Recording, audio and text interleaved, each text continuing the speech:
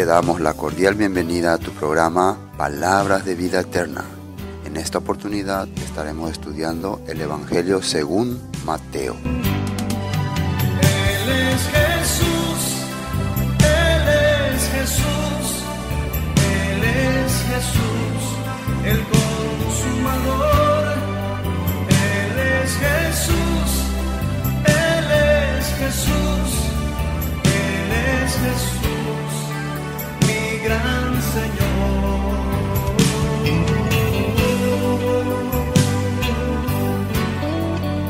Evangelio según San Mateo. San Mateo 9. Entonces desde el versículo 18. Mientras él les decía estas cosas, llegó un alto dignatario y se postró ante él, diciendo: Mi hija acaba de morir, pero ven y pon tu mano sobre ella y vivirá. Jesús se levantó y le siguió con sus discípulos. En esto, una mujer enferma de flujo de sangre desde hacía 12 años, se le acercó por detrás y tocó el borde de su manto, porque se decía a sí misma: Con solo tocar su manto, seré salva. Pero Jesús, volviéndose y mirándola, dijo: Ten ánimo, hija, tu fe te ha salvado. Y la mujer fue salva desde aquella hora. Cuando entró Jesús en la casa del dignatario y vio a los que tocaban flautas y a la gente que hacía alboroto, les dijo: Apartaos, porque la niña no está muerta, sino que duerme. Y se burlaban de él. Pero cuando la gente fue echada afuera, entró y tomó de la mano a la niña, y ella se levantó. Y se difundió esta noticia por toda aquella tierra. Cuando salió Jesús, le siguieron 2 ciegos, diciéndole a gritos: Ten misericordia de nosotros, hijo de David. Al llegar a la casa, se le acercaron los ciegos, y Jesús les preguntó: ¿Creéis que puedo hacer esto? Ellos dijeron: Sí, Señor. Entonces les tocó los ojos, diciendo: Conforme a vuestra fe os sea hecho.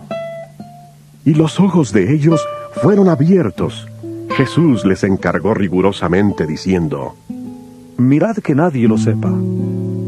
Pero cuando salieron, divulgaron la fama de él por toda aquella tierra.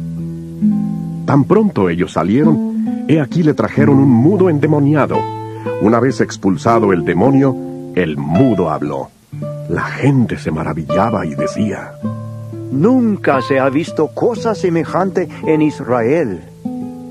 Pero los fariseos decían: Por el príncipe de los demonios echa fuera los demonios.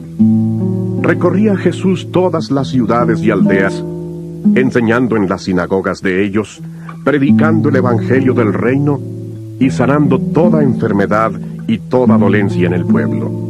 Al ver las multitudes, tuvo compasión de ellas, porque estaban desamparadas y dispersas como ovejas que no tienen pastor.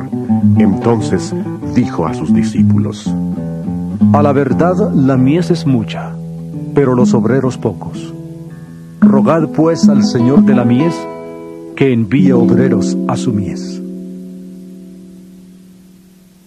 Acá en el capítulo 9 habíamos comenzado hablando ya acerca del paralítico que fue sanado, ¿no? Que por la fe de estos sus amigos, él recuperó su sanidad. Pero Jesús le quiso enseñar que no era el problema solamente su enfermedad física, sino el problema dentro, su ser interior. Por eso le habló: Hijo, tus pecados te son perdonados. El objetivo por el cual Jesús vino era para restaurar el reino, restablecer a Israel y perdonar los pecados, porque el problema del pueblo era el pecado. Lo que le apartaba al hombre de Dios era el pecado. ¿Y qué es el pecado? Ellos habían transgredido las leyes de Dios. Después les hablaron también, le llamó a Mateo. Mateo era uno de los publicanos y Mateo empezó a caminar con Jesús y él hizo un banquete en su casa. Y mientras hacían banquete, la gente miraba y algunos murmuraban. Los fariseos murmuraban: ¿por qué esta persona come con pecadores? ¿Cómo puede ser eso? Entonces Jesús le habló y le dijo, yo no he venido por los sanos, sino por los enfermos. Y así está escrito en la palabra, misericordia quiero y no sacrificio. Vayan y estudien y aprendan que Dios quiere rescatar a los que se había perdido. Después viene otro grupo y le dice, ¿por qué nosotros nos enseñaron a ayunar muchas veces y ustedes se la pasan comiendo, la pasan de fiesta en fiesta, ¿no? ¿Qué es esto? Entonces Jesús le explica, ¿cómo vamos a estar nosotros ayunando? ¿Cómo van a estar mis discípulos ayunando si están con el esposo? Están en alegría, están en felicidad. Va a llegar el tiempo en que el esposo se les será quitado. Entonces sí ayunarán. Va a llegar el tiempo en que van a tener que dejar a su maestro. ¿Por qué su maestro se le tiene que quitar? Porque él tiene que solucionar el problema de ellos. Entonces sí van a lamentarse y ayunar. Así les habla. Después abajo dice una cosa, versículo 17 para empezar la segunda parte.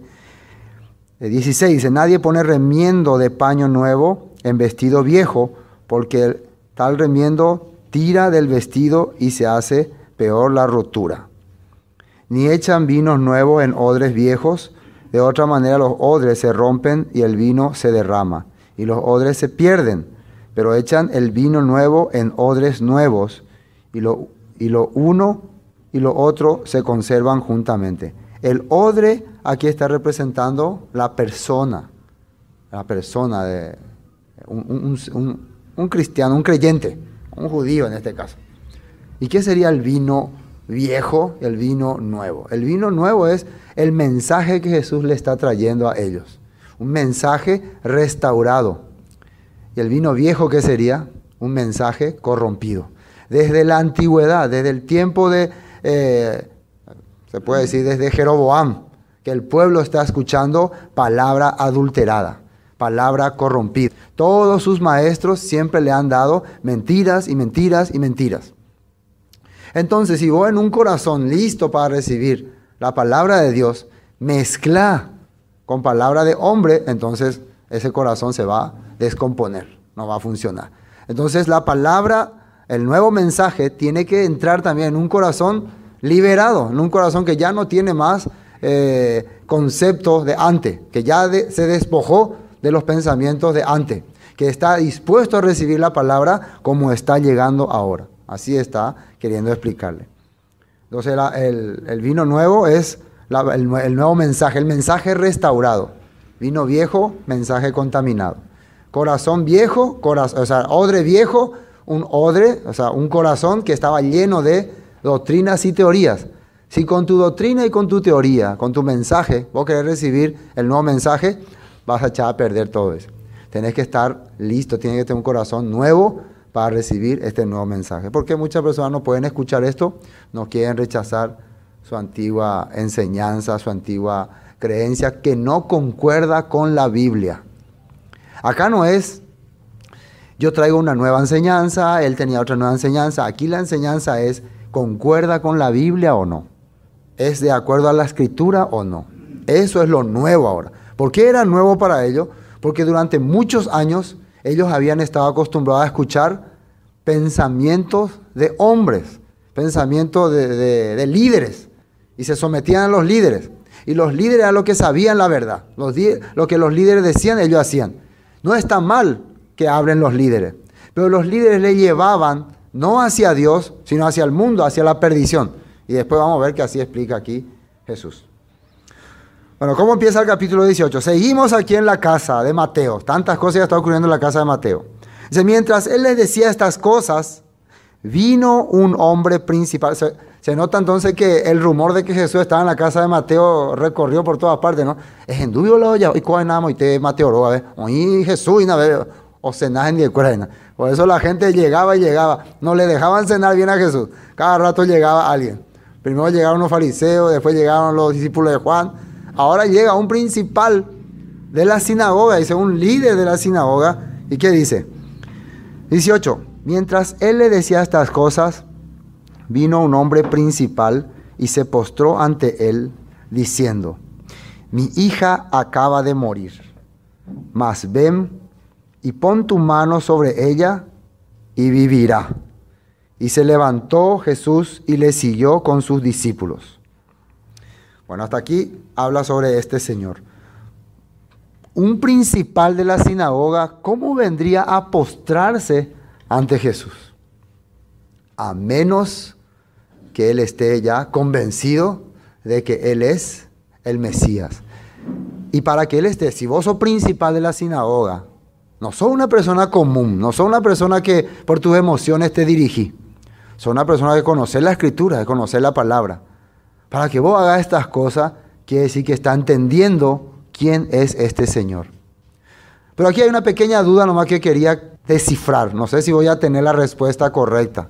Pero es importante que si alguien, por ejemplo, está leyendo y alguien que conoce la Biblia me diría, por ejemplo, aquí hay referencia a Lucas 8, 40, 56. En Lucas 8 también aparece este mismo relato, ¿o no? Pero ¿cuál es la diferencia que hay entre Lucas y este? ¿Cuál es la diferencia que ustedes vieron? ¿Alguna vez vieron alguna pequeña diferencia? Los que leyeron. En esa parte sale el nombre de este señor, se llama Jairo, ¿no? Y él le dice que su hija está a punto de morir, le dice. Así le dice, ¿o no? A punto, ya en las últimas. Pero aquí, ¿cómo le dice? Mi hija acaba de morir. Ya, acá es, ya, en otro punto, acá ya murió ya. ¿Cuál es la verdad? No es que Lucas se equivocó. Por eso tenemos que entender a los escritores también. Y también entender que esto hace que esto sea verídico. Si ellos hubieran escrito exactamente igual, ¿qué podríamos entender? Esto fue toda una confabulación. Ellos se pusieron todos de acuerdo. ¿Sí o no? Pero nosotros podemos entender que Mateo escribió de acuerdo a lo visto.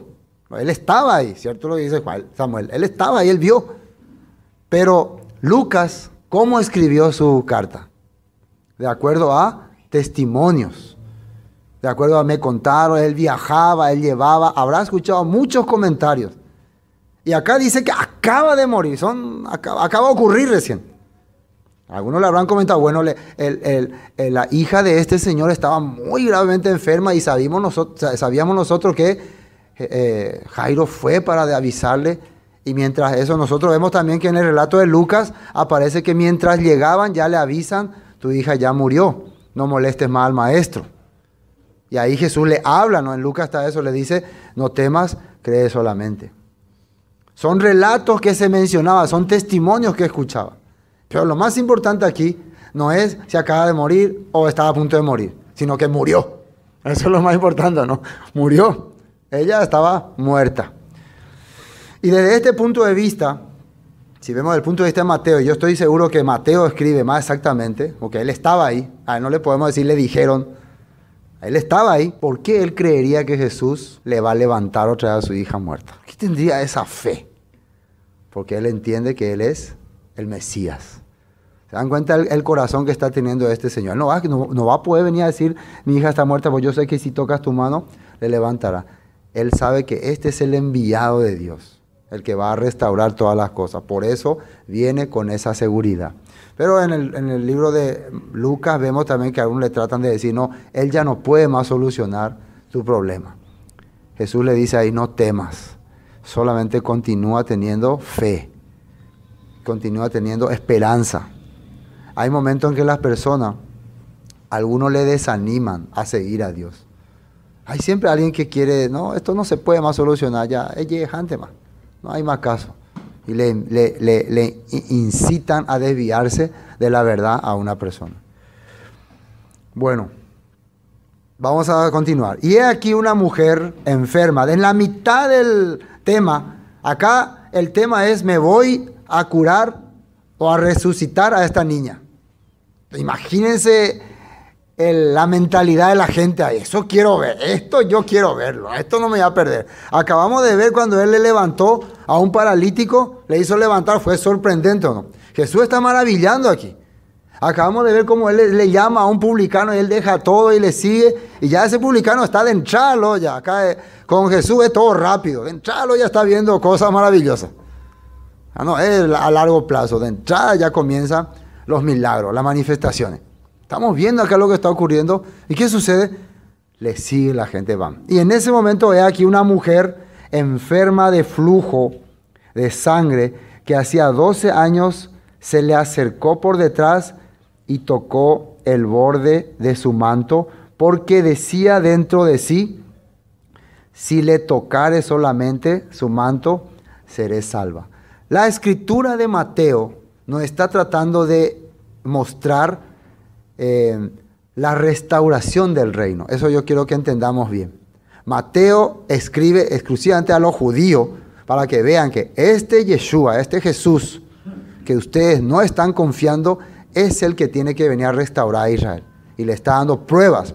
Todos los acontecimientos que está haciendo Jesús están escritos. Todas las sanidades que está haciendo Jesús están escritos. Están escritos que iba a ocurrir. O sea que cuando aparezca alguien haciendo estas manifestaciones, va a ser la señal a la Mesías. Inclusive, dice que digo porque son comentarios, los fariseos cuando enseñaban antes de Jesús, la gente le preguntaba, ¿cómo vamos a saber cuando venga el Mesías? A los fariseos le preguntaban, ¿cómo nos vamos a enterar nosotros que el Mesías llega? Y los fariseos, los saduceos enseñaban, cuando aparezca alguien dando vista a los ciegos, haciendo hablar a los mudos, levantando muertos, haciendo milagros sorprendentes, ese es el Mesías. Los fariseos enseñaban así. ¿Qué les parece? Ellos enseñaban así, ellos hablaban así, porque tal vez pensaban que nunca iba a aparecer, ¿no? Cuando aparezca tal persona, tal hombre, porque en aquel tiempo ya muchos se habían presentado como Mesías. No crean ustedes que Jesús es el primero que viene diciendo, yo soy el Mesías, yo soy el Mesías. Muchos ya, años atrás, muchos ya. Yo soy el Mesías, yo soy el Mesías.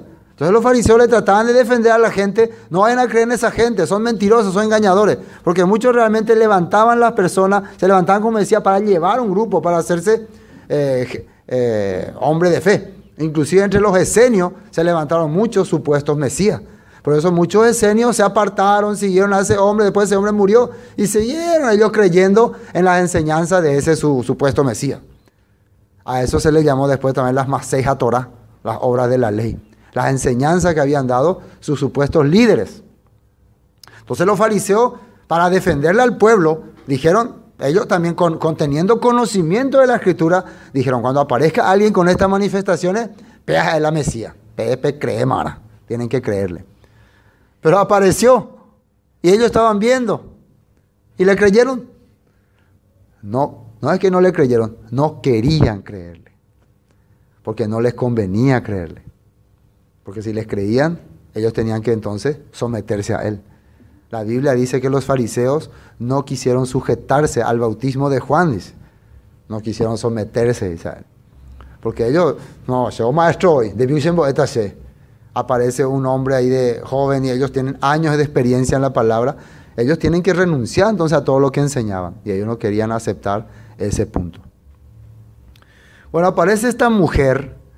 Primero ya vemos que aparece un principal de la sinagoga. ¿Por qué él vendría a pedirle a Jesús que vaya y le sane, le resucite a su hija? Porque en su corazón empezó a creer en este reino. Empezó a creer. Esta es la verdad. Ven, yo. Por eso se postró ante él. Al postrarse quiere decir que dente oí la herecó a la salvación. Y en el trayecto aparece esta mujer. Y aquí una mujer enferma de flujo de sangre que hacía 12 años se le acercó por detrás y tocó el borde de su manto, porque decía dentro de sí, si tocare solamente su manto, seré salva. Pero Jesús volviéndose y mirándola, dijo, ten ánimo, hija, tu fe te ha salvado, y la mujer fue salva desde aquella hora. Mateo explica que al tocar su manto, Jesús le miró. Pero nosotros vemos en Lucas que explica que ¿quién me tocó? Dice, ¿no? Alguien me tocó, sentí que salí poder de mí, dice, ¿no? Ahí es un poco más alargado, porque son más testimonios. Mateo va al grano. Él no necesita explicar tanto detalle. Ustedes sepan que Lucas era detallista. ¿Por qué? Porque él era un investigador. Y la característica de un investigador cuando quiere transmitirte un descubrimiento, o sea, algo que investigó, busca todos los detalles. ¿Sí o no? Pero alguien que vio directamente, él muchas veces dejan ya los detalles y va al grano.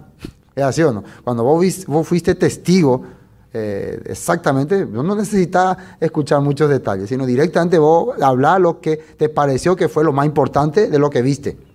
Pero el que investigó, Él tiene que comentar todos los detalles que le dijeron para que sea más verídico el tema, para que se tenga más, para que resalte más.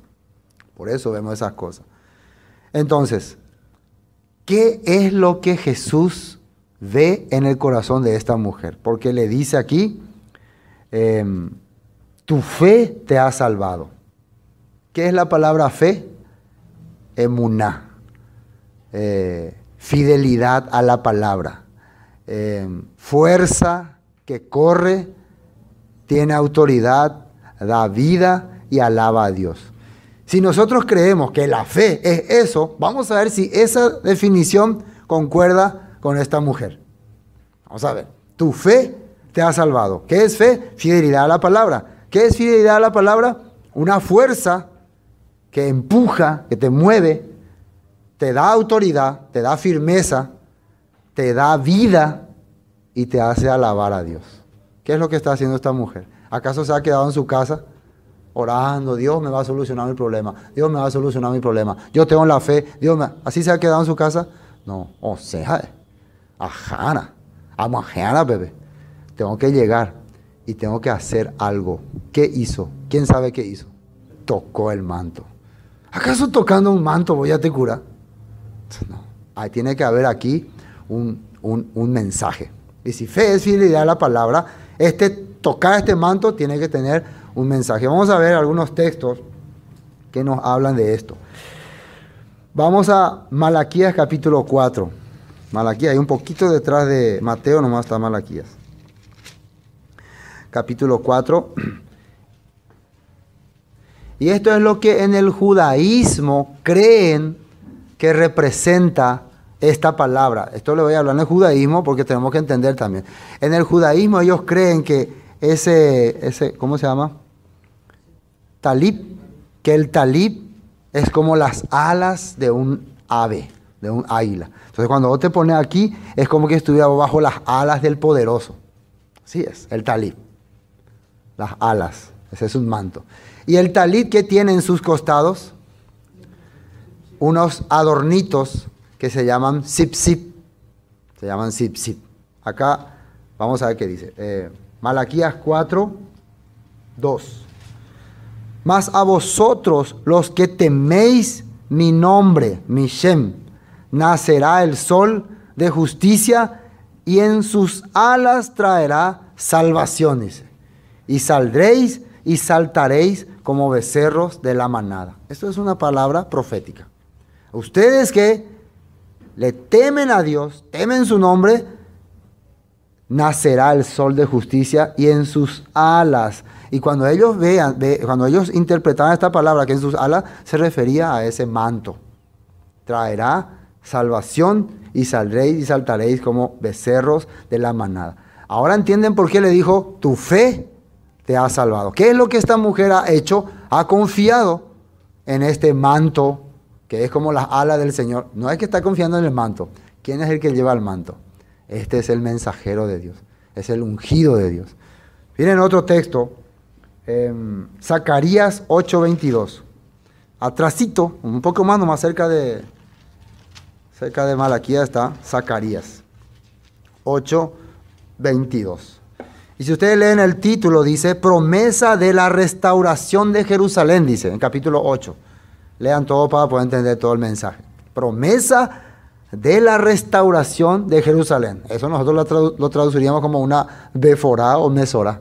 Promesa de tierra, promesa de reino. Ahora es promesa de restaurar lo que se había quebrantado. Y fíjense lo que dice el versículo 22, 8:22. Y vendrán muchos pueblos y fuertes naciones a buscar al Señor. Algunos creen que esta mujer era extranjera o convertida. No están convencidos muy bien. Extranjera o convertida. Y que había estudiado la palabra y esta palabra le estaba revelando qué es lo que tenía que hacer. A buscar al Señor, dice. A Yud-He-Bad-Hei, Yud-He-Bad-Hei, de los ejércitos en Jerusalén y a implorar el favor del Señor. Así ha dicho el Señor de los ejércitos, en aquellos días acontecerá que 10 hombres de las naciones de toda lengua tomarán del manto a un judío, diciendo, iremos con vosotros, porque hemos oído que Dios está con vosotros. Esta mujer, también algunos mencionan que representa a las tribus, a las 10 tribus perdidas de Israel, que habían sido desangradas durante mucho tiempo por causa del pecado.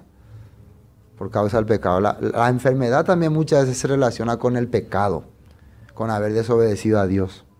Pero para eso existe la teshuvá. ¿Y qué es la teshuvá? El retorno a la palabra, el volver a creer en lo que dice la Biblia. Y eso te produce otra vez la fe. La fe para alabar a Dios. Te podés congregar, podés servir a Dios. Por eso va a haber en el tiempo en que las naciones van a decir, vamos detrás de este judío. ¿Quién sería ese judío? Jesús, Yeshua. Van a seguir su manto, porque el manto representa que es un hombre fiel a la escritura. El tzipzip representa que está viviendo conforme a la palabra. Eso quiere decir el tzipzip. Vamos a ver Números capítulo 15.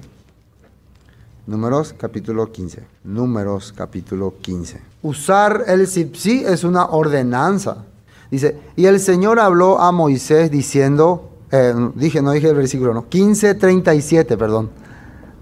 Números 15:37. Y sí, para entender ¿cómo se dice? El texto completo, ¿qué había ocurrido acá? Vamos a, para no ir directo aquí, porque si no, no vamos a entender, ¿por qué Dios da esta ley? ¿Cuál es la razón por la cual da esta ley? Había ocurrido esto, versículo 29, dice, el nacido entre los hijos de Israel y el extranjero que habite entre ellos, una misma ley tendréis para el que hiciere algo por yerro, dice. Mas la persona que hiciere algo con soberbia, así el natural como el extranjero, ultraja al Señor, esa persona será cortada de en medio de su pueblo, dice. La persona que con soberbia, ¿qué quiere decir? Vos le está mostrando, mira, la Biblia dice así, la palabra dice aquí, y por eso hay que cuidarse de actuar con soberbia. No me importa, no me interesa, no quiero saber nada, no es mi problema, vete vos, a mí qué me interesa, yo hago lo que yo quiero. Ese corazón hay que cuidar de tener. ¿En serio? Esa es soberbia. Cuando te das cuenta que estás haciendo mal y alguien te quiere decir que está haciendo mal, y no es que vos te das cuenta que te está diciendo algo incorrecto, sino te das cuenta que está mal, pero vos pensás que no tiene derecho de decirte nada, porque vos tenés la razón, simplemente porque tenés la razón. No tenés la razón de lo que estás haciendo, pero tenés un pensamiento que yo soy quien decido y yo soy el único que me puedo autocalificar, si estoy bien o estoy mal, y actúa con soberbia. Es importante, si aunque una persona te dice incorrectamente algo, escucharle nomás. Escucharle nomás. Si esa persona se equivocó, al comprobar, al pasar el tiempo, se da cuenta que se equivocó en lo que dijo y en lo que juzgó. No, hermano, yo no hice eso, o bueno, no quise hacer, o no sé, no me di cuenta. Por lo menos yo no tenía ese pensamiento. Simplemente. No, de ellos madre, vamos a hacer pesa, de ellos ya le creía. No. Ese corazón es duro, terrible. Acá estamos viendo la escritura. Esta persona dice, más la persona que hiciere algo con soberbia, dice, así el natural como el extranjero. Esto no es solamente para judíos, israelitas, natural o extranjero, cualquiera. Ultraja al Señor. ¿A quién le está menospreciando? ¿A quién le está menoscabando? A Dios. Esa persona será cortada de en medio de su pueblo, por cuanto tuvo en poco la palabra del Señor y menospreció su mandamiento, enteramente será cortado esa persona, su iniquidad caerá sobre ella. Así es. Menospreció, dice, tuvo en poco la palabra. Vos le enseñaste la Biblia, vos le mostraste la escritura. No, me vale esta escritura. Dice. Eso es lo que Dios considera como terrible. Y bueno, después sale aquí la lapidación de un violador del día de reposo. Y este no es que fue lapidado o apedreado por haber transgredido simplemente el día de reposo, sino que acababa Dios de decir esta orden y ¿saben qué él dijo? A mí qué me importa. Así dijo él. Ese era su corazón. A mí no me importa.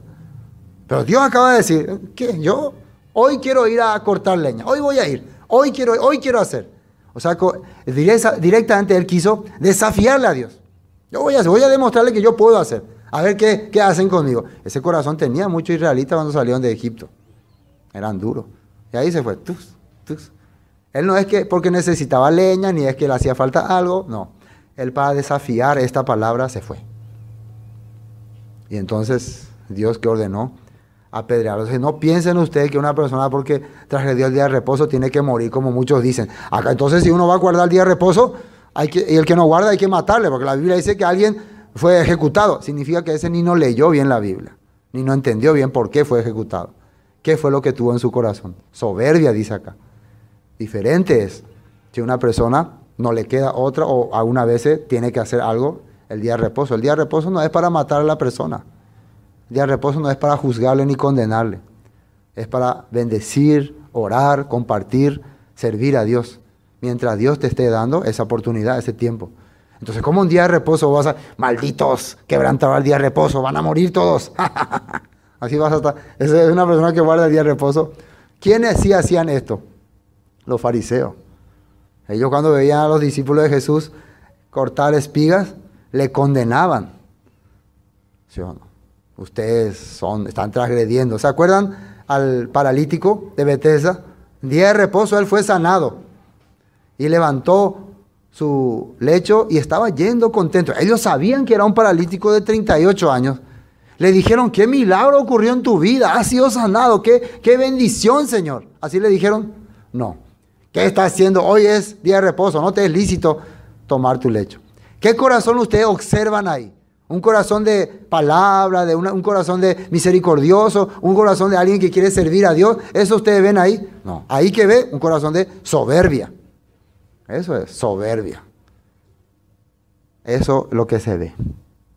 El día de reposo no era para eso. Tampoco este fue apedreado por quebrantar el día de reposo. Fue apedreado porque se opuso a Dios. Le desafió a Dios. Eso es lo terrible en este tiempo. Bueno, y por esta causa, ¿qué ocurrió? Versículo 37. Entonces el Señor habló a Moisés diciendo, habla a los hijos de Israel y diles que se hagan franjas en los bordes de su vestido y por sus generaciones y pongan en cada franja de los bordes un cordón de azul. Esto también está en Deuteronomio 22:12, ¿no? Y os servirá de franja para que cuando lo veáis os acordéis de todos los mandamientos mandamientos del Señor para ponerlos por obra y no miréis en pos de vuestro corazón y de vuestros ojos en pos de los cuales os prostituyáis. Porque os acordéis y hagáis todos mis mandamientos y seáis santo a vuestro Dios. Yo el Señor vuestro Dios, que os saqué de la tierra de Egipto para ser vuestro Dios, yo el Señor vuestro Dios. ¿Con qué objetivo quería que hagan esta franja? Que esta persona sepa en donde esté que esto representa los mandamientos de Dios. Entonces cuando esté a punto de transgredir, salga esa soberbia. No, yo soy una persona que sirvo a Dios, que llevo los mandamientos de Dios en mi vida. Según el nuevo pacto, ¿dónde Dios puso su ley en nosotros? En nuestra mente y en nuestro corazón. ¿Cómo ustedes pueden ver? A ver, yo no veo en su mente y en su corazón. ¿Cómo puedo ver que eso? Yo, por ejemplo, hermanos, yo recibí el nuevo pacto, recibí la ley de Dios en mi mente y en mi corazón. Yo les hablo. ¿Ustedes pueden ver eso cuando yo hablo? ¿Cómo pueden saber que yo realmente recibí el nuevo pacto en mi mente y en mi corazón? Por mi vida, por mis acciones. Eso representa esos sip-sips. Tu vida, tus acciones, tus hechos. No solamente tus dichos, tus hechos. ¿Qué estaba viendo esta mujer en Yeshua, en Jesús? Solamente que él hablaba, yo soy el Mesías, yo soy el Hijo de Dios. ¿Qué estaba viendo? Estaba viendo el cambio en muchas personas. Estaba viendo milagros. Estaba viendo cómo enseñaba, cómo compartía la palabra. Estaba viendo muchas acciones. Estaba viendo cómo predicaba la palabra en las sinagogas, en los lugares. Cómo sanaba enfermos. Estaba viendo manifestaciones. Este es un hombre que vive la palabra. Es un hombre realmente que tiene la fe. Es un hombre que puede darme sanidad. Es un hombre el cual puedo sujetarme bajo sus alas y obtener salvación. Es una luz para nuestra tierra, para nuestro país, para nuestra región. Región que habitábamos bajo sombra de muerte, dice, vio gran luz, dice. Así está escrito, ¿no? La tierra que vivía bajo sombra de muerte vio gran luz. Cuando empiezan a ver a la gente haciendo las cosas de Dios, vos estás viendo luz. Cuando empiezas a ver a la gente haciendo todo lo contrario, está viendo oscuridad, tiniebla en sus vidas. Esa es la verdad. ¿Cómo puedes creer en eso? Bueno, ejemplos de la Biblia. Ruth, fíjense, Ruth, ¿qué pasó con Ruth? Ruth capítulo 3. Conocen la historia de Ruth, ¿no? Una moabita que vivía en Moab y se casa un día con el hijo de Noemí, una judía que se había ido a Moab para buscar mejores argurios, mejores situación, porque iba a ir a Porte Belempe.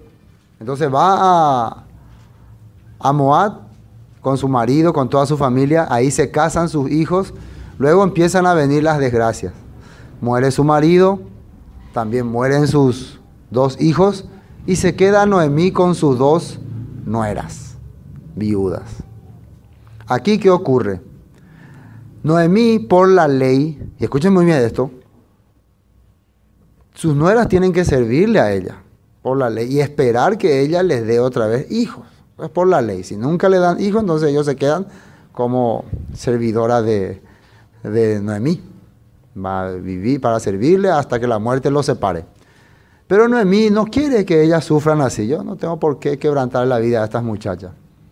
Yo les voy a liberar a ustedes. Miren, yo fracasé. Les confiesa, yo fracasé. Soy una fracasada. He fracasado.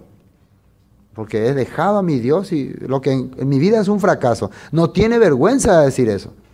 Pero estoy escuchando otra vez que Dios está bendiciendo a mi país, bendiciendo a mi gente, está trayendo pan, dice. Empiezo a escuchar otra vez la voz de Dios. Y quiero regresar a mi pueblo, no importa.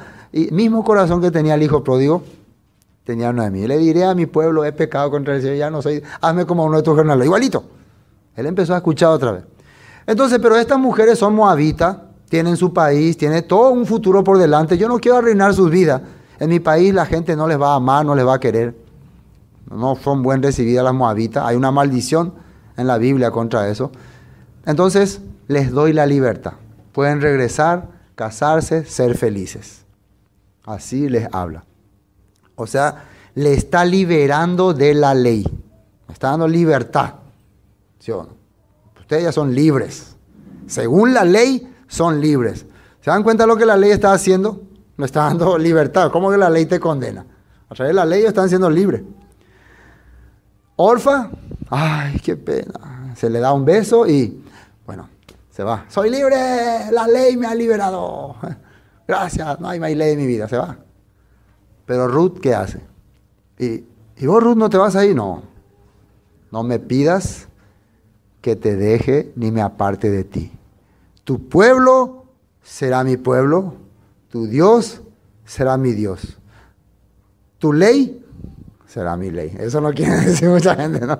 Tu ley será mi ley. Si tu pueblo será mi pueblo, si tu Dios será mi Dios, tu ley también. ¿Ella está aceptando o no? Yo ahora voy a vivir bajo las alas de tu Dios, porque en Él hay salvación. Yo he encontrado que este Dios que me ha sido revelado a través de que te conocí, Noemí, es el Dios que me puede dar esperanza. No me pidas que te deje.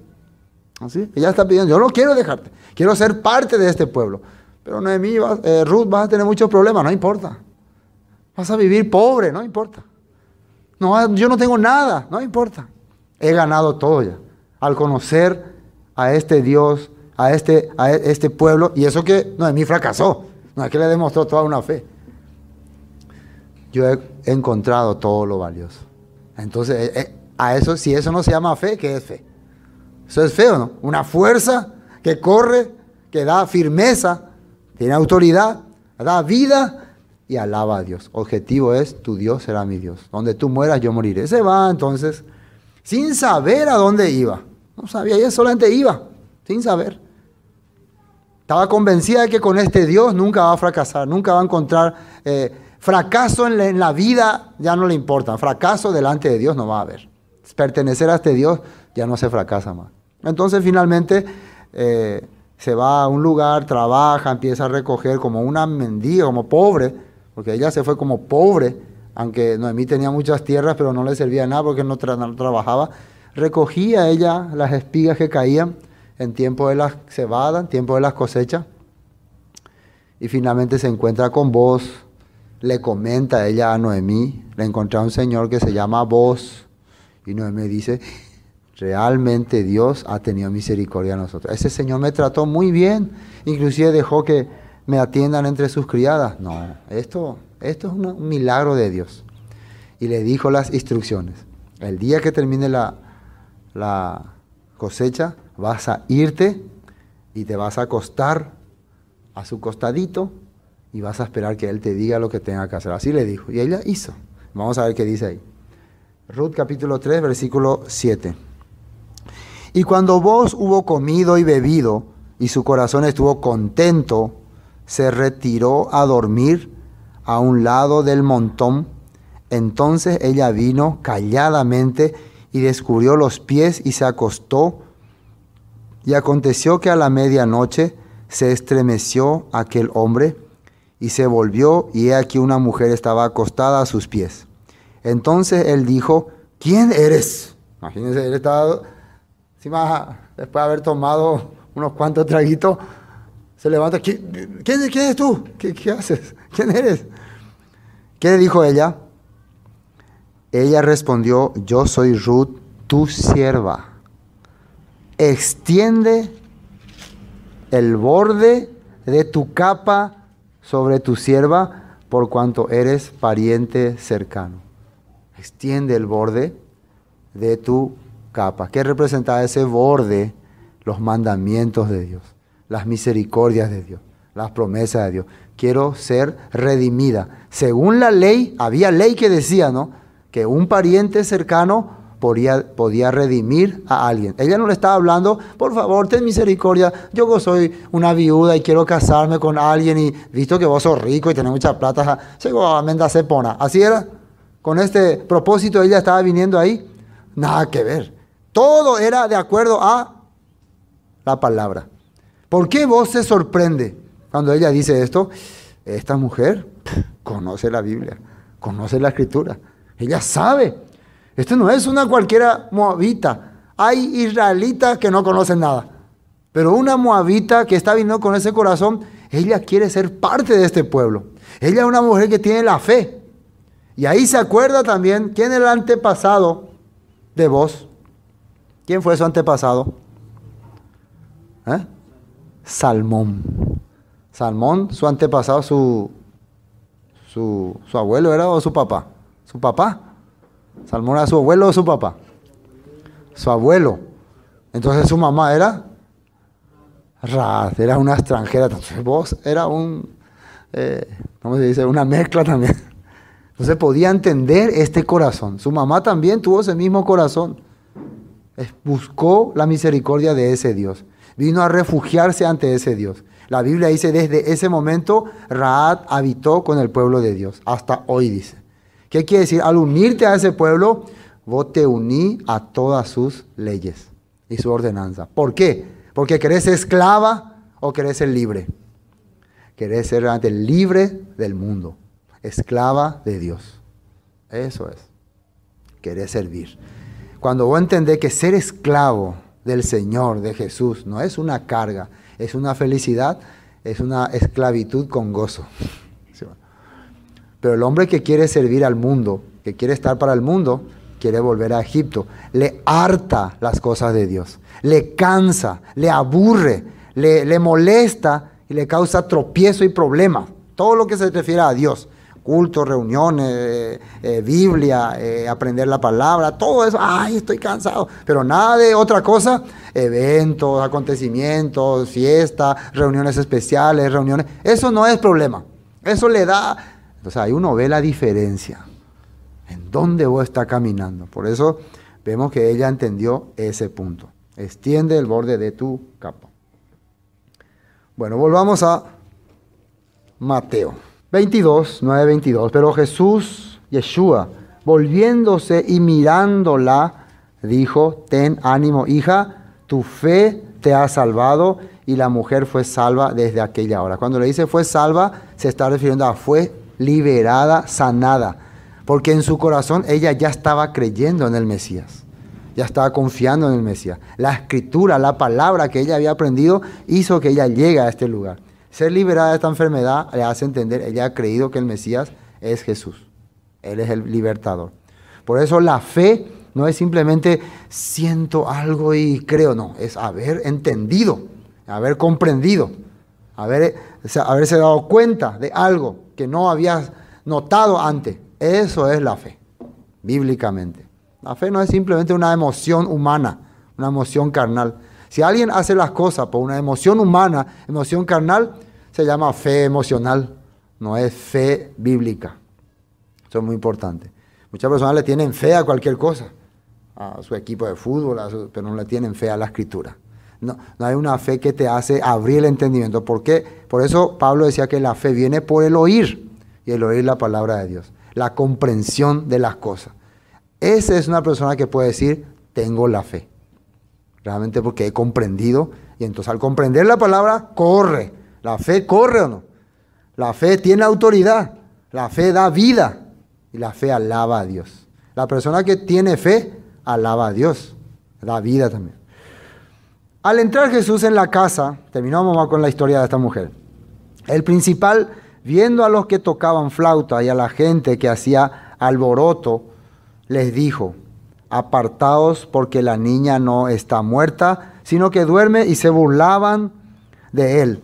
Pero cuando la gente había sido echada afuera, entró y tomó de la mano de la niña, y ella se levantó, y se difundió la fama de esto por toda aquella tierra. ¿Ven?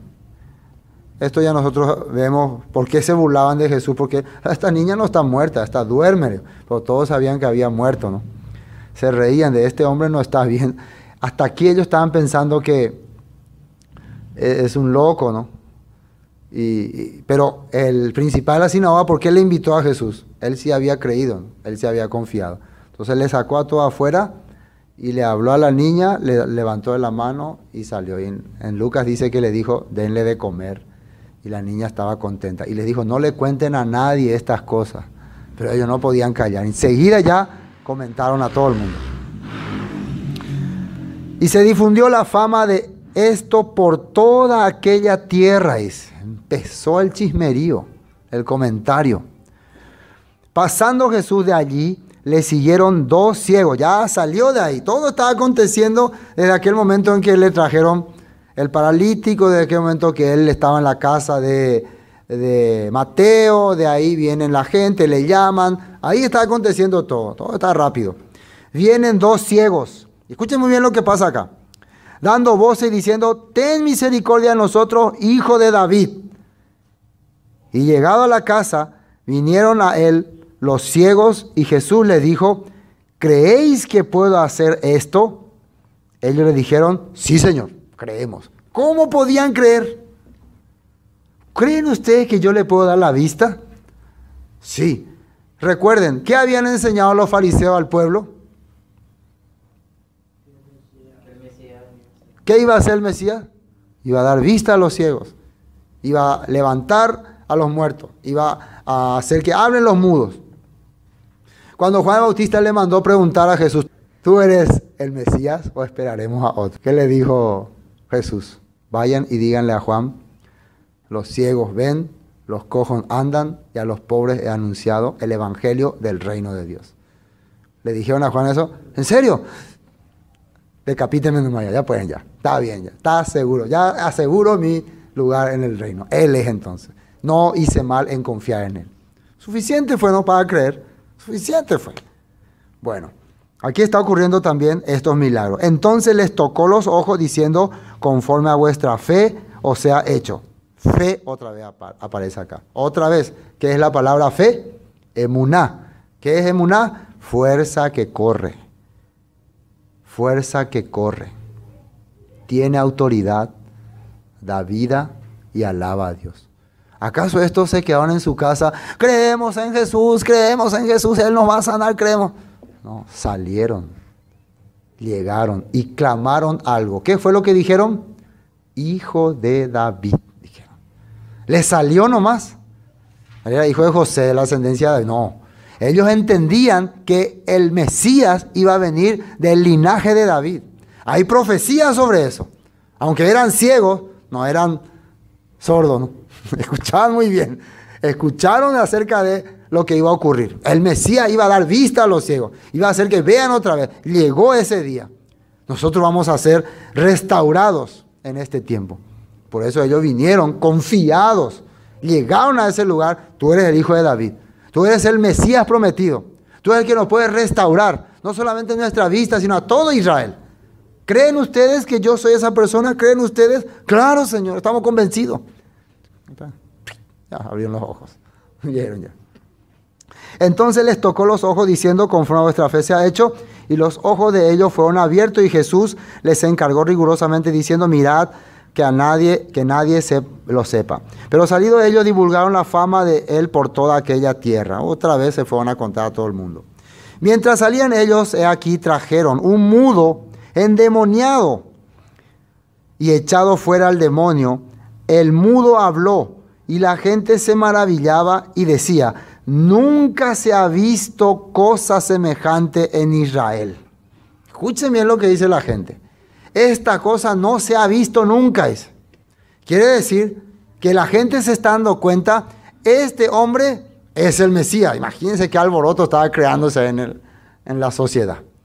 El Mesías, regresó el Mesías. Esto nunca se ha visto. Alguien que está liberando demonios, que está haciéndole a un mudo hablar otra vez. Toda la vida fue mudo. Y empieza a hablar. ¿Es una profecía que se está cumpliendo? Sí, vamos a Isaías capítulo 35. Isaías 35. Isaías 35, eso es lo que dice ahí. El título de Isaías 35 dice, futuro glorioso de Sión, dice. Eso es una profecía para el futuro. Futuro glorioso de Sión. Atiendan lo que dicen. Vamos a leer el versículo 1. Se alegrarán el desierto y la soledad, el yermo y se gozará y florecerá como la rosa, dice. Florecerá profundamente y también se alegrarán y cantarán con júbilo la gloria del Líbano. Les será dada la hermosura del Carmelo y de Sarón. Ellos verán la gloria del Señor, la hermosura del Dios nuestro. Fortaleced las manos cansadas, afirmad las rodillas endebles. Decid a los de corazón apocado, esforzaos, no temáis. He aquí que vuestro Dios viene con retribución, con pago. Dios mismo vendrá y os salvará. Apocado es decepcionado, ¿no? Ya la vida no tiene sentido para mí, algo así. Apagado. Dios va a venir a salvar, dice. Hablarle así, Dios va a venir a restaurar. Entonces los ojos de los ciegos serán abiertos. Aquí está la profecía. Los ojos de los ciegos serán abiertos y los oídos de los sordos se abrirán. Van a empezar a oír también los sordos. Entonces el cojo saltará. El paralítico de Betesda, el paralítico de Capernaum, como un ciervo, y cantará la lengua del mudo. El mudo va a hablar también, va a alabar a Dios. Porque aguas serán cavadas en el desierto y torrente en la soledad. Y empieza a hablar más de la restauración de Dios. Entonces lo que está ocurriendo en este momento, aquí en Mateo capítulo 9, es la profecía cumplida. Se está cumpliendo la profecía. ¿Cómo uno puede creer en Dios entonces? Se está cumpliendo las promesas de Dios. Amén. Bueno, pero 34. ¿Qué ocurre aquí? Pero los fariseos decían, por el príncipe de los demonios, echa fuera los demonios. ¿Por qué ellos hablaban así? Ellos habían enseñado que cuando vean a un hombre sanar, dar vista a los ciegos, hacer hablar a los mudos, resucitar a los muertos, vea la Mesías. Y ahora que ellos están diciendo, a ver, fariseo, ¿dónde pea? No, pea demonio. Pea Satanás.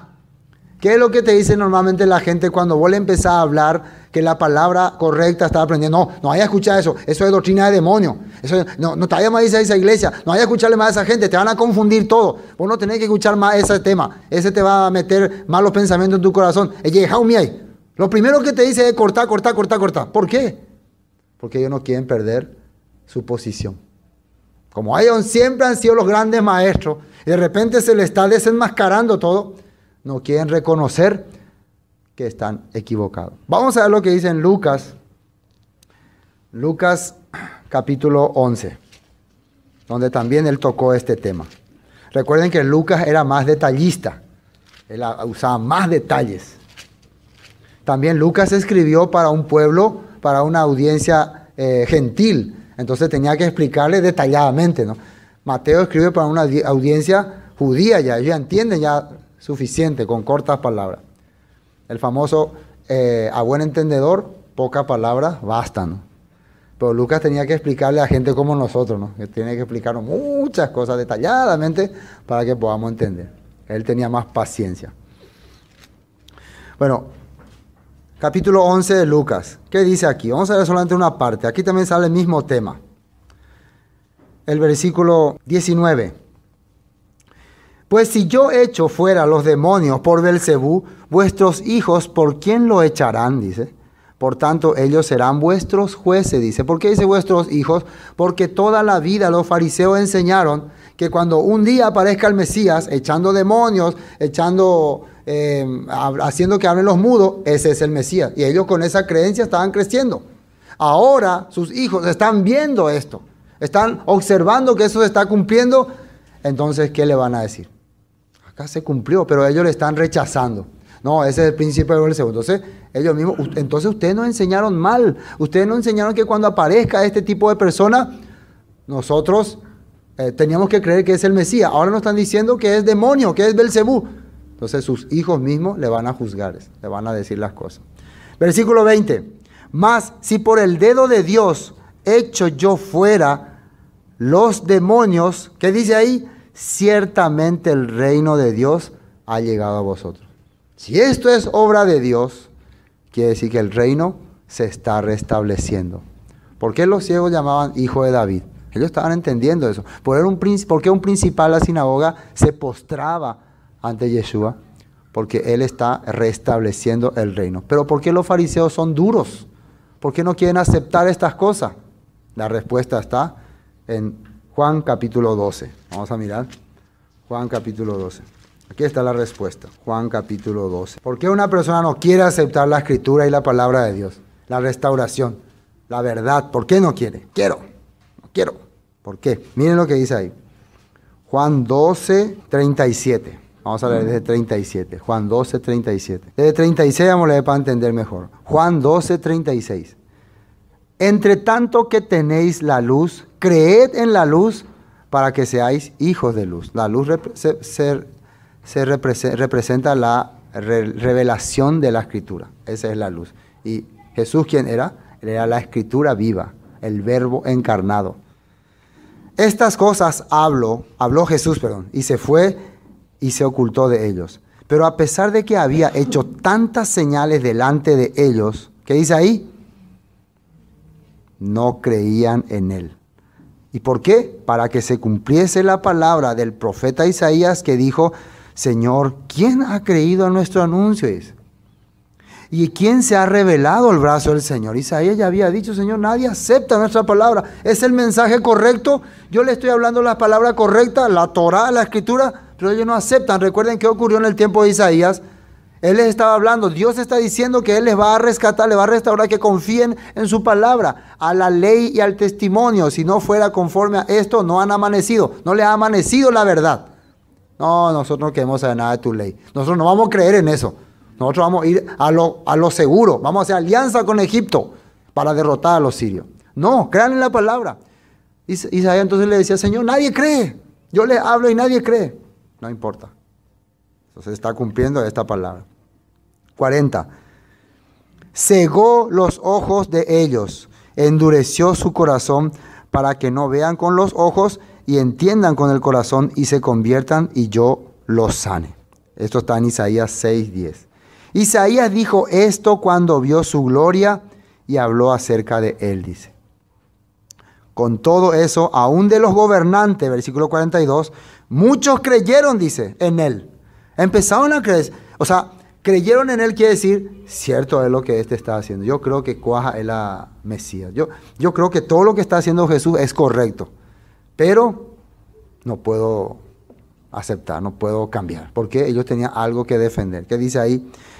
Pero a causa de los fariseos no lo confesaban para no ser expulsados de la sinagoga. La gente no quería declarar esto porque tenía miedo de que su prestigio caiga. No, como vos sos creyente, cristiano de muchos años y ahora vas a decir que estaba equivocado, había sido que no era así. No, pues, tal vez sea razón, pero tu manera es correcta también. Defender tu manera, no vaya a tirar, no quiere aceptar la palabra porque no quiere quedar menos ante otras personas. No quiere renunciar, como Josías. ¿Josías qué hizo? Josías estaba haciendo buena obra ante el pueblo. Desde que empezó a ser rey, empezó a trabajar por la restauración del templo. Empezó a enseñar a la gente que hay que volver a Dios, pero él no tenía base, pero tenía corazón. Un día, Dios permite que se encuentre el rollo de la ley, la escritura, y le muestran a Josías, y cuando Josías lee, rasga su vestidura. ¿Qué significa esto? Nada de lo que yo estaba haciendo sirve para nada, porque nosotros estamos realmente lejos de la verdad. Así él entendió. Cuando vos empezás a ver la palabra y comparar con la vida que llevaste o que llevaron tu antepasado, podés rasgar tu vestidura. Y él mandó pedir ayuda a una profetisa. Esa profetisa ya era una viejita ya, quiere decir que ella vivió antes, conocía un poco de la palabra. Ella le dijo, sí, Dios ya estableció juicio. Tal vez, eso yo pienso, ¿no? Tal vez esta profetisa escuchó al profeta Isaías o tenía escritos de Isaías. Dios ya estableció juicio contra Jerusalén, contra Judá. Ya no hay vuelta atrás, así dice. Pero vos, rey Josías, por haber tenido este corazón, por haber llorado, por haberte lamentado, por haber tenido sensibilidad, Dios no va a hacer en tus días. Dios te dio misericordia. Qué bendito que sos. Si este mismo corazón hubiera tenido el rey Sedequías, hubiera continuado esta gracia. Pero el rey Sedequías, ya nosotros sabemos la historia, se rebeló contra la palabra que el profeta Jeremías le hablaba, dice, que eran de parte de Dios, y le menospreció, dice, le humilló, no aceptó. Entonces el juicio cayó sobre el mundo. Esta persona también, ellos creyeron, entendieron, pero no podemos aceptar, porque nuestra posición, somos personas importantes. Y el juicio vino sobre Jerusalén, la destrucción total. Con todo esto, aún de los gobernantes, muchos creyeron en él, pero a causa de los fariseos no lo confesaban para no ser expulsados de la sinagoga. ¿Y por qué no querían ser expulsados de la sinagoga? Miren lo que dice ahí. Porque amaban más la gloria de los hombres que la gloria de Dios. Le gustaba la manifestación humana, lo que el hombre le da, lo que el hombre le muestra. Mira, eventos grandes, actividades importantes. Eso era más importante. Más, imagínense, yo pierdo todas estas cosas y voy a quedarme como un tonto ahí detrás de los nazarenos esto. No, que yo no voy a perder mi posición. Amaba más la gloria del mundo, la Shekinah del mundo, lo que el mundo le da, le muestra, que lo que Dios le da. ¿Por qué la gente prefiere irse a las actividades mundanas? 100%, porque aman, no puede ser por otra cosa, no puede ser porque no le gusta, porque ama. ¿Por qué prefiere dejar todo lo que se trate de Dios? Porque no es tan importante. Simplemente, Dios nos está enseñando por qué los fariseos, a pesar de tantas señales, de tantos milagros, de haber visto un paralítico andar, haber visto una muerta resucitar, haber visto unos ciegos que estaban viendo, un mudo endemoniado hablar, no querían creer en él. O creían, pero decían, es de Belcebú. Esto es lo que en la Biblia llama blasfemia contra el Espíritu de Dios. Porque Jesús dice que usaba la palabra para liberar a los demonios. Así está escrito en la Biblia. Él con la palabra liberaba a las personas de los demonios, los echaba. No usaba conjuros, ni brujería, ni griterío de fuera Satanás, fuera Satanás. No, nada que ver. Él usaba la escritura. La palabra de Dios usaba para hacer todas estas cosas. Bueno, terminemos. Pero los fariseos decían, por el príncipe de los demonios, echa fuera los demonios. Terminó ahí. Recorría todas las ciudades y aldeas, versículo 35, enseñando en las sinagogas de ellos y predicando, y atiendan bien lo que Jesús predicaba, el evangelio del reino, y sanando toda enfermedad y toda dolencia en el pueblo. ¿Qué predicaba? El evangelio del reino. Por eso es tan confuso esta palabra evangelio. Porque la persona te dice, no, el evangelio que yo te estoy predicando, este es el evangelio. No, este es el evangelio. No, este es el evangelio. ¿Acaso alguien se puso a investigar qué quiere decir evangelio del reino? Para eso tiene que conocer las leyes, los profetas, para poder entender qué es lo que Jesús estaba predicando. ¿Se acuerdan cuando el ángel Gabriel le aparece a María? Sí, bueno, el ángel Gabriel aparece a María. ¿Qué le dice? El niño será llamado Hijo del Altísimo. Se le dará el trono de David su padre, dice. Y habitará en la tierra de Jacob para siempre. En la casa de Jacob para siempre. ¿Qué significa esa palabra? ¿Por qué se le dará el trono de David? ¿Quién es David? ¿Qué era su trono? Yo no sé esas cosas. Lo que sí que así dice ahí. Al siguiente versículo. No, hay que quedarse a investigar. Cuando María escuchaba esto, Miriam, ¿ustedes creen que ella, no sé de qué me está hablando ángel? ¿Así dijo? No. Ahí ella dijo, se complace, Señor, tu sierva, hágase conmigo conforme a tu voluntad. Ella entendía la escritura. Ella sabía de qué le estaba hablando. Es el evangelio del reino. Evangelio que era mesorá, restauración, confirmación, promesa para un reino, promesa para una tierra. ¿Qué es lo que el pueblo buscaba y deseaba?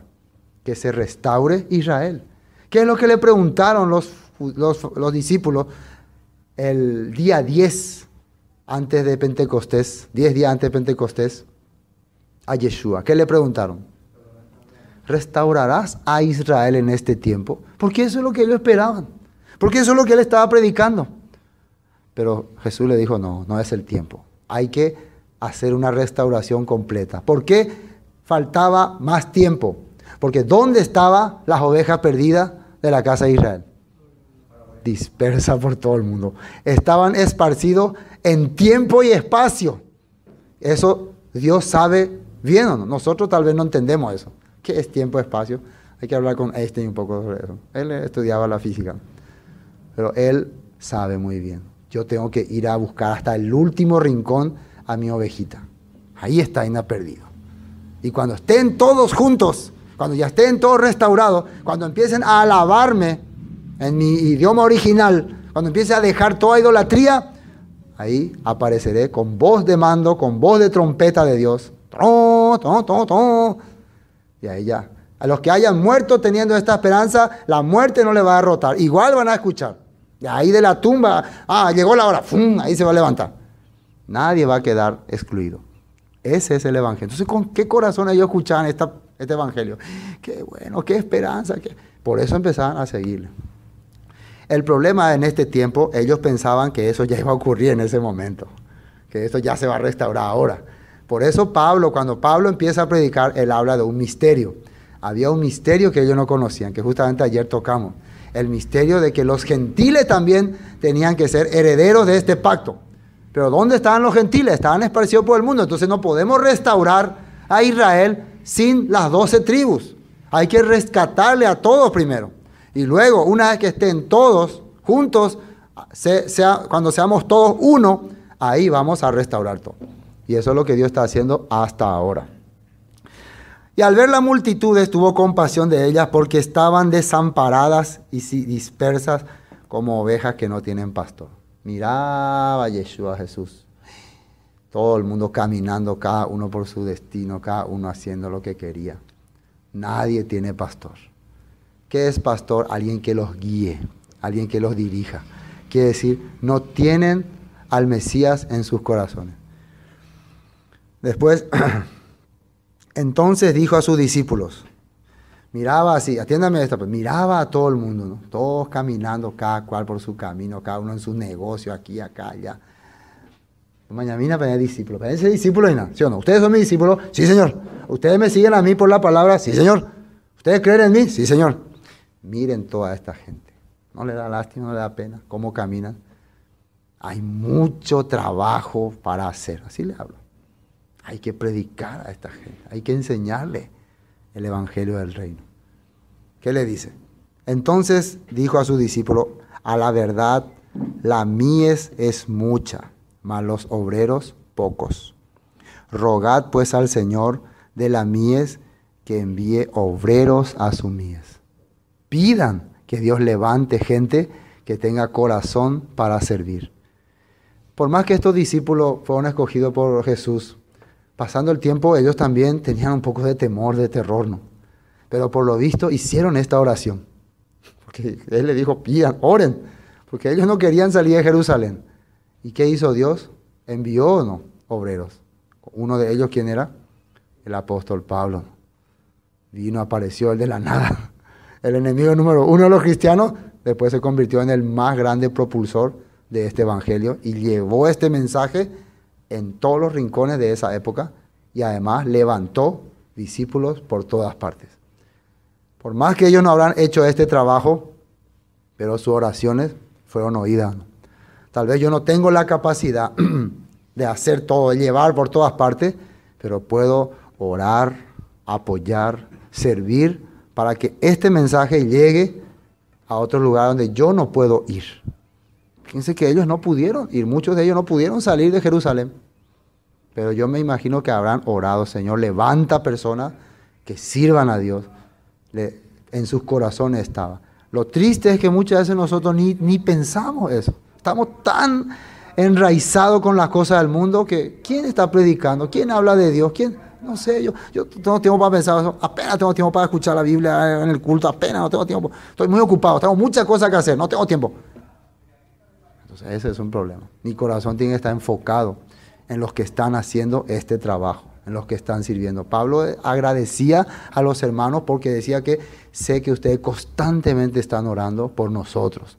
Nosotros también constantemente oramos por ustedes. Hermanos, hay gente que está escuchando la palabra en Carayao, en Itacurubí, en Quindú, en Encarnación. No hay que orar solamente para que nosotros podamos ir ahí siempre. Que Dios levante entre ellos personas que tengan esa capacidad de predicar ahí. Por eso tenemos que orar, ¿no? Por eso tenemos que estar en nuestro corazón unido con esos hermanos, por Carayao, por Quindí, por otras regiones, por otras ciudades, por lugares que no conozco, pero que Dios está levantando a alguien con sufrimiento, con dedicación, que le apoye, porque muchas veces esa oración que va desde acá le da fuerza a ellos. Pero si ni siquiera lo quiero orar. Jesús ordenó, ¿qué dice ahí? Rogadis, pidan. Hay mucha gente a quien rescatar. Y después, en el capítulo 10, ya empieza a elegirle entre los 12 para enviarle de 2 en 2 a predicar. Pero ese va a ser tema para la próxima semana. Él es Jesús, Él es Jesús, Él es Jesús, el consumado. Esto fue Palabras de Vida Eterna. En esta ocasión estudiamos el libro de Mateo. Para más información, comuníquese al 0981 60 46 77. Bendiciones y hasta pronto. Él es Jesús, Él es Jesús, el consumador. Él es Jesús, Él es Jesús, Él es Jesús.